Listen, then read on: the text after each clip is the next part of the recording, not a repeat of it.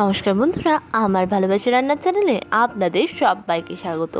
বাঙালি মানে রসে কষে খাওয়া দাওয়ায় জমিয়ে, তাই বাঙালিরা মোচা থেকে শুরু করে মাছ পর্যন্ত কিছুই ছাড়ে না। তাই মোচা দিয়েই নানা রকম রেসিপি তো হয়, মোচার চাল, মোচার পাতুরি, তবে মোচার ঘন্ট, মোচার চিংড়ি, অনেক কিছু। তাই আজকে আমি বানিয়ে নিলাম এরকমই একটি সহজ রেসিপি, সেটা হলো মোচার বড়া বা পকোড়া। এর জন্য হাফ মোচা নিয়ে সেটাকে ভালো করে ওই মিডিয়ামভাবে সিদ্ধ করে নিয়েছি, 2টো সিটি দিয়ে প্রেসারে।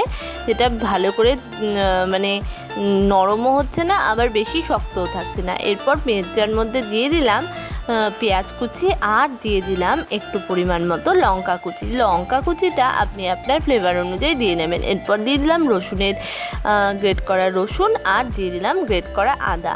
এটা যদি আপনি নিরামিষ খান তাহলে রসুন আর পেঁয়াজটা অ্যাভয়েড করতেই পারেন। এরপর দিয়ে দিলাম এখানে রোস্টেড ধনে জিরে গুঁড়ো, আর দিয়ে দিলাম একটুখানি গোলমরিচের গুঁড়ো, আর দিয়ে দিলাম স্বাদ মতো নুন, আর দিয়ে দিচ্ছি স্বাদ মতো মিষ্টির জায়গায় আপনি কাজু কিশমিশও দিতে পারেন। আমার কাছে ছিল না তাই আমি মিষ্টি দিয়েছি।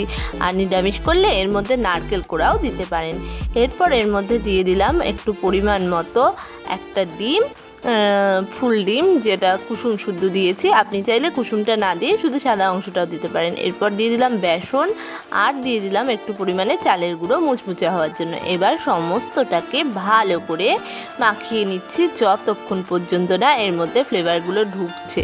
তো সেই রকমভাবে মাখিয়ে নিচ্ছি। মাখিয়ে নেওয়া তো আমার কথা বলতে বলতে হয়ে গেছে। এবার আমি হাতে গুঁড়ে দেখে নিচ্ছি এটা বড়া আকারে তৈরি হচ্ছে নাকি।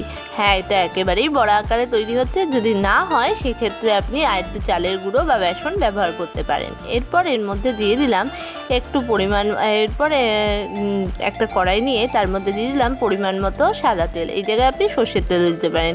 এরপর ওই বড়ার ব্যাটার থেকে ছোট ছোট পকোড়া আকারে তেলের মধ্যে দিয়ে দিলাম। সম্পূর্ণটা দেখে নিন। এরপর একটা পিঠ হয়ে গেলে পরে অপর পিঠটাকে আবারও উল্টে নিলাম। উল্টে নিয়ে ভালো করে চেপে চেপে ভেজে নিচ্ছি যতক্ষণ পর্যন্ত না দুটো পিঠ গোল্ডেন ব্রাউন হচ্ছে। চেপে চেপে ভাজার কারণ হলো ভিতরটাও যাতে ভালোভাবে সিদ্ধ হয়ে যায়। তো দেখুন, এখানে কিন্তু আমার এই মোচার চপগুলো বা পকোড়াগুলো তৈরি হয়ে গেছে একদম গোল্ডেন ব্রাউন হয়ে। এবার আমি সার্ভ করে নিচ্ছি। তৈরি হয়ে গেছে আমাদের আজকের রেসিপি মোচার পকোড়া। এবার আমি টেস্ট করে দেখবো এটা ঠিক কেমন হয়েছে। এটা জাস্ট ইয়াম হয়েছে। বাইরের দিকটা এতটাই মুচমুচে আর ভিতরের দিকটা ততটাই সফট আর ফ্লেভারফুল।